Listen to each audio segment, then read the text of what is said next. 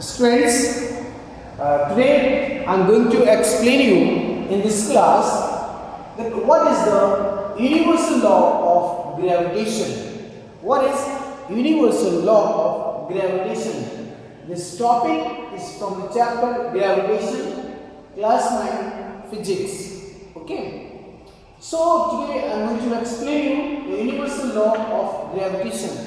According to this law, force between two heavenly bodies is directly proportional to the product of their masses and inversely proportional to the square of the distance between them.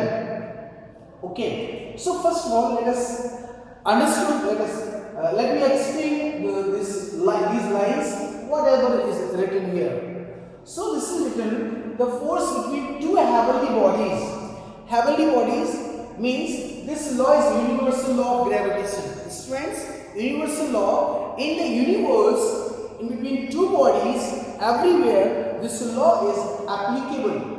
In the universe, everywhere between two bodies, this law is applicable. That's why this law is known as universal law of gravitation.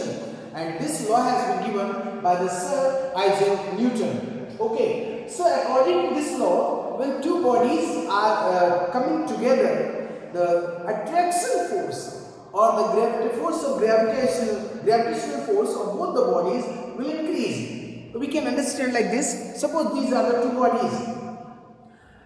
One is the star I have in my hand and another is this marker. And these both the bodies are having the force of attraction.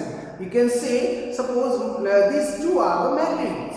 This one is a magnet and this is another magnet, for example. And when both the bodies will come together, because this magnet also has force of attraction and this magnet also has the force of attraction.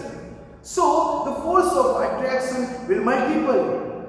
Force of attraction will increase. When both the bodies will come closer, the force of attraction will increase. Okay, so this is the first line. The force between two heavenly bodies is directly proportional to the product of their masses. Product of their masses. Why it is known as the product of their masses? Because as the mass of the magnetic or substance will increase, the force of attraction will also increase. See, there is a difference between their masses. This is a very small mass, or suppose I will take this one. In comparison of this, you can see this is very small. So less mass is there and it has a big mass or larger than this in comparison of this object. So what will happen? This object which has a more mass, the more attraction force. So that's why the first line is directly proportional to the product of their masses and inversely proportional to the square of the distance between them. Inversely proportional means opposite. Inversely proportional between the distance of them. These two bodies are kept at a distance. If the distance will decrease, they will come closer. The force of attraction will increase. It is going to be opposite. Distance is decreasing, force is increasing. And if these objects will move away from each other, what will happen? The force of attraction will decrease. As they will come closer, distance is decreasing, force increasing. Distance is increasing, the force is decreasing. So inversely proportional. Hope you understood these lines. Okay. So once again, the force between two heavenly bodies is directly proportional to the product of their masses and inversely proportional to the square of the distance between them. Let's prove this law also. So suppose we have two heavenly bodies, two bodies of mass m1 and m2, or you can take small m or capital M. That we will write down m1 and m2. Okay. Let two bodies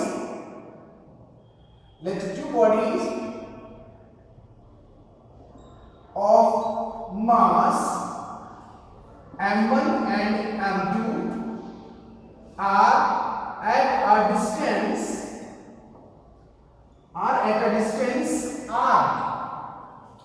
let two bodies of mass m1 and m2 are at a distance capital R. Draw the diagram just like this. This is one body and this is another body. This is the center. Suppose this is body A and this is the body B.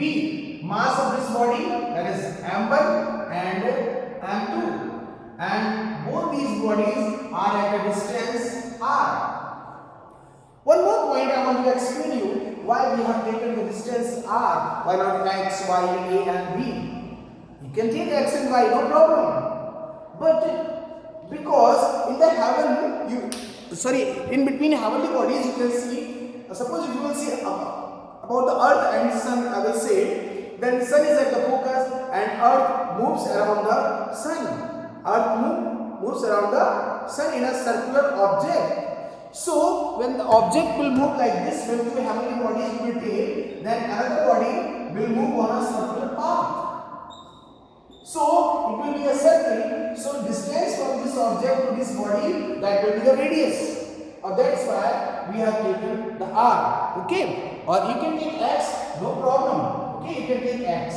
So let two bodies of mass m1 and m2 are at a distance r. Okay, then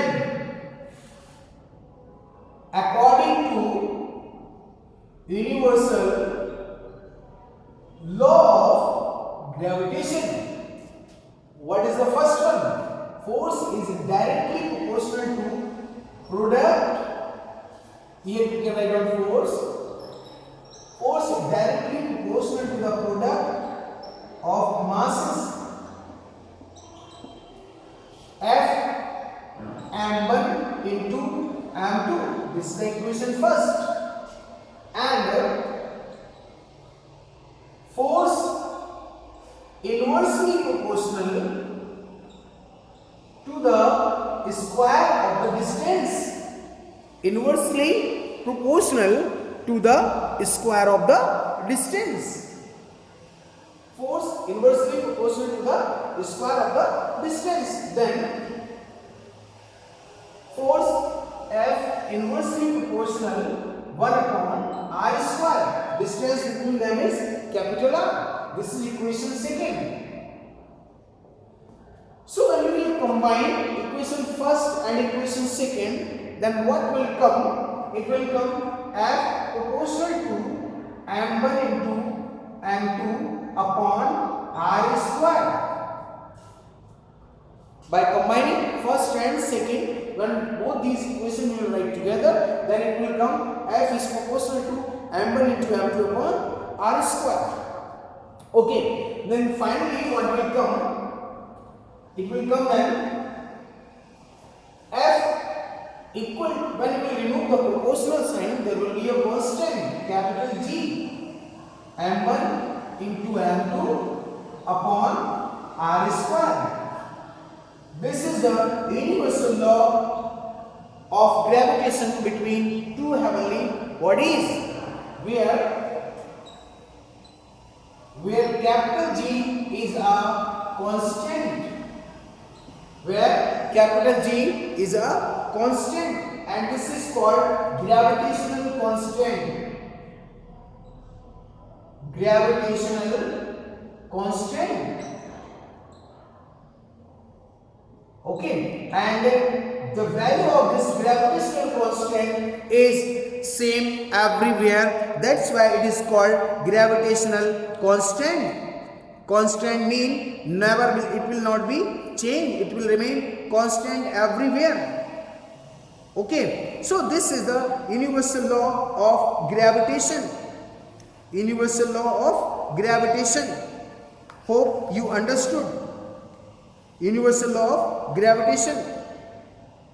And this law has been given by the scientist Isaac Newton. He has given the law, and this law is known as universal law because it is same everywhere. In between two bodies, this law is applicable.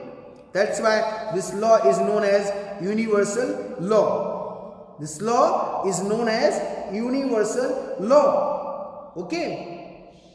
So hope you understood. This is the universal law of gravitation.